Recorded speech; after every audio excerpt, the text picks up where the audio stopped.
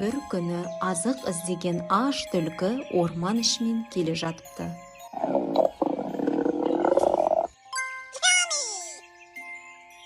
Түлкі қарнын қалай тойдыратынын білмей, азықты қайдан табарын білмей, әр жерді тіміскілеп келе жатса, алдынан биік ағаштың үстінде аузына ірімшік салып алған қарғаны көріп қалады.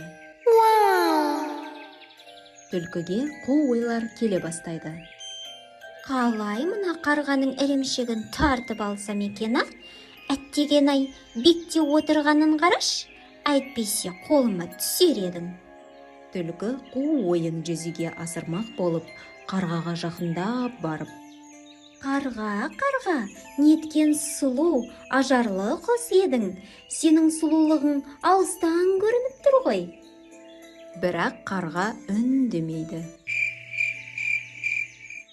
Түлкі тағы да қолығына салып: Қарға, құстар әлемінде ең жүні мамық құс сен екеніңді білесің бе? Қарға тағы да үндемейді.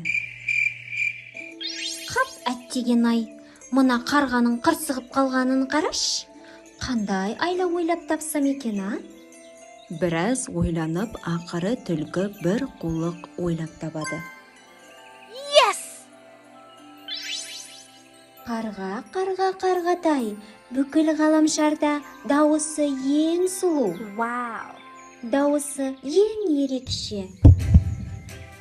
Дауысы ең үнді, ғажайып құс сен емес пе? Көптен бері сенің даусыңды естімедім. Қатты сағынып қалыппын. Кәне, сыңғырлаған даусыңнан бір ән салып жіберші. Бағанадан бері мақтау сөздерді естіп отырған қарға өз ішіне сыймай, мақтауларға есіріп, көсіліп,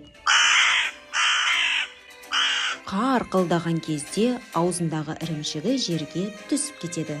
Мұндай сәтті бағанадан бері күтіп отырған түлкі ірімшікті қағып алып жеп қояды. Түлкінің қулығына алданғанын қарға енді түсінеді. Ірімшік түлкіге жем болып кетті. Түлкі өз дегеніне жетіп, құйрығын бұлаңдатып кетіп қалады. Балалар, бұл ертегінің негізгі ойы өтірік, жағымпаз, әздектерден және ондай қасиеттерден әрдайым аулақ болыңдар. Егер ертегі сіздерге ұнаған болса, лайк басып, Дерек ТV арнасына жазылыңыздар.